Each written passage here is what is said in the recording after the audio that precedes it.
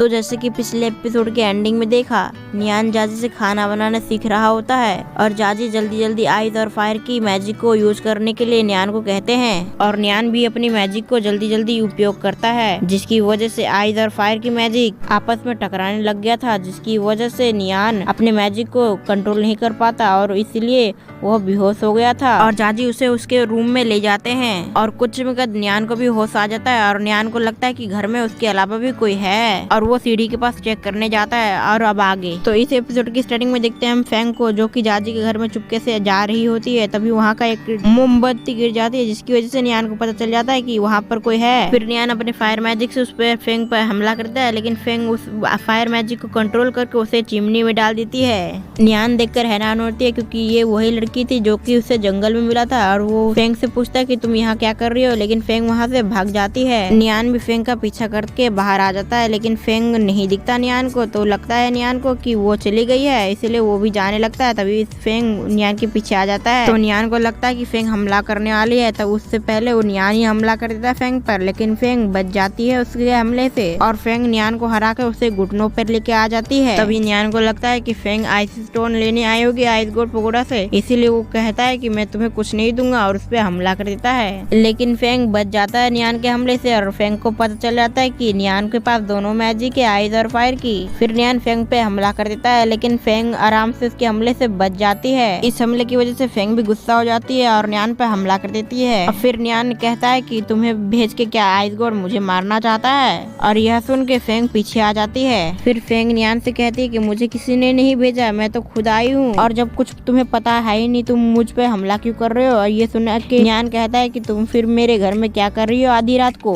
फिर फेंग नियान को कहती है कि जब हम पहली बार मिले थे तुमने मेरा मास्क चुरा लिया था, इसीलिए मैं अपना मास्क यहाँ से लेने आई हूँ। यह सुनकर नियान उसका मास्क उसे लौटा देता है। फिर नियान कहता है कि अब तुम्हारा काम हो गया, अब तुम यहाँ से जा सकती हो। दरअसल फेंग यहाँ पर मास्क का बहाना करके जो नियान ने सूप बनाया था उसे टेस्ट करने आई थी। फेंग कहती कि इस गलती का भरपाई तुम्हें करना होगा, तो नियान कहता है कि इस गलती का भरपाई कैसे हो सकता है। तो फेंग कहती है कि जो तुमने सूप बनाया वो मुझे दे दो, क्योंकि मैंने देखा है कि तुमने नहीं खाया था। यह सुनकर नियान हंसने लगता है, कहता है कि तुम इतनी देर से मेरी पीछा कर रही हो। यह देखकर फेंग कहती है कि वैसे तुमने नहीं खाया और मुझे लगता है कि तुम फेंक दोगे, इसलिए तुम मुझे दे दो, मैं उसे खाना चाहती हूँ। फिर नियान कहता है कि मुझे पता नहीं था कि तुम मुझे काफी देर से फॉलो कर रही हो, चलो ठीक है मैं तुम्हारे लिए सूप को गर्म करके लाता हूँ। यह कहकर वो चला जाता है। फिर हमें कुछ समय के बाद का सीन दिखाया जाता है जहाँ पर नियान सूप को गर्म करके लाता है, देखता है कि फेंग ऊपर छत पे बैठी हुई है। फिर नियान भी सूप को लेकर छत पे आ जाता है फेंग के पास। फिर नियान फेंग को देता है सूप, तो फेंग टेस्ट करके बताती है कि ये बहुत अच्छा बना है और वो उसे पूरा खा जाती है। नियान कहता है कि फिर तो मैं भी टेस्ट करना चाहता हूँ मैंने कैसे बनाया है। तो फेंग कहती है कि ये तुम्हारी गलती थी, इसीलिए मैं तुम्हारी गलती को माफ कर रही हूँ,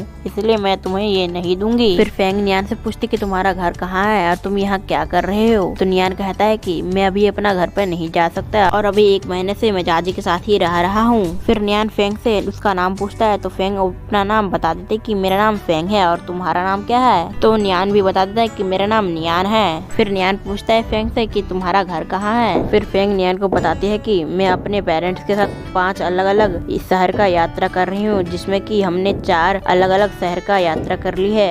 अब यह 5वां है आइस मून एम्पायर। नियान कहता है कि जब तुम्हें अपने पेरेंट्स से बात करना होता है तुम क्या करती हो। तो फेंग उसे एक चीज देती है और कहती है कि जब मुझे अपने पेरेंट्स के साथ बात करना होता है तो मैं इसमें फूंक देती हूँ, जिससे कि मेरे पेरेंट्स को मेरी लोकेशन पता चल जाता है। तभी नियान उसमें फूंक देता है और कहता है कि इसमें तो इसके अंदर से तो कोई आवाज आ ही नहीं रहा, लग रहा है ये खराब हो चुका है। तो फेंग नियान को बताती है कि सामान्य लोग इसकी आवाज नहीं सुन सकते और अब तुमने फूंक दिया इसलिए मुझे जाना होगा, क्योंकि मैं कुछ समय और यहाँ रुकना चाहती थी, लेकिन तुमने यहाँ फूंक दिया तो मेरी लोकेशन मेरे पेरेंट्स को पता चल गया होगा। यह कहकर वो वहाँ से चली जाती है। फिर हमें अगले दिन का सीन दिखाया जाता है जहाँ पर नियान कहता है कि मुझे वापस से खाना बनाना सीखना है, इसलिए क्या आप मुझे सिखा सकते हो। नियान जाजी से कहता है कि इस बार कोई गलती नहीं होगी। तो जाजी कहता है कि नहीं मेरी गलती थी कि मैं तुम्हें जल्दी जल्दी मैजिक को यूज करने के लिए कह रहा था। फिर कुछ वक्त जाजी भी मान जाते हैं, फिर उसे किचन में वापस से ले जाते हैं। नियान अपने फायर मैजिक को एक्टिवेट करके आग जलाता है और कहता है कि इस बार मैं आराम आराम से खाना बनाऊंगा। बताऊंगा। तभी जाजी नियान को कहते हैं कि तुम आराम से खाने को ठंडे करो। तो नियान भी अपने मैजिक को आराम से ठंडा करता है खाने को, और इस बार मैजिक आपस में नहीं टकराता और आराम से नियान अपने मैजिक को कंट्रोल कर पा रहा था। फिर कुछ समय के बाद खाना बन जाता है। जाजी को उसके अंदर से काफी अच्छी खुशबू आता है। तभी नियान जाजी से कहता है कि क्या मैं खाना बनाना सीख गया हूँ। तो जाजी कहता है कि सामान्य लोगों के हिसाब से तुम खाना बनाने में किंग बन चुके हो, और अगर मैं अपने हिसाब से बताऊँ तो तुम अभी भी इसमें बहुत ज्यादा नीचे हो, लेकिन तुम बहुत जल्दी खाना बनाना सीख जाओगे पूरी तरह से, क्योंकि तुम अपने मैजिक से बनाते हो, इसीलिए तुम्हारा जल्दी जल्दी खाना बनाने में तुम सीख रहे हो और तुम्हें अच्छी तरह से तुम समझ पा रहे हो कि कैसे खाना बनाते हैं। तो नियान भी समझ जाता है कि उसे ध्यान लगाने से उसका मैजिक और भी एक्टिवेट हो जाएगा, जिससे कि वो अपने मैजिक पे और भी अच्छे से कंट्रोल कर पाएगा और उसका मैजिक दिन पे दिन बढ़ेगा। लेकिन नियान को हर रोज ध्यान लगाना होगा, अगर एक भी दिन मिस हुआ तो गड़बड़ हो सकता है, इसीलिए वो हर रोज ध्यान लगाने का सोच लेता है और नियान को अलग अलग तरीके का खाना बनाना सिखाते हैं। फिर हमें 3 साल के बाद का सीन दिखाया जाता है। उसके बाद ये एपिसोड यहीं पर खत्म हो जाता है। अगर आपको इसका नेक्स्ट पार्ट देखना तो आप वीडियो को लाइक करके चैनल को सब्सक्राइब कर लो, बेल आइकन को भी ऑल पर सिलेक्ट करना, जिससे मैं वीडियो अपलोड करूँ इससे आपको सूचना मिल पाए। चलो, थैंक्स फॉर वॉचिंग।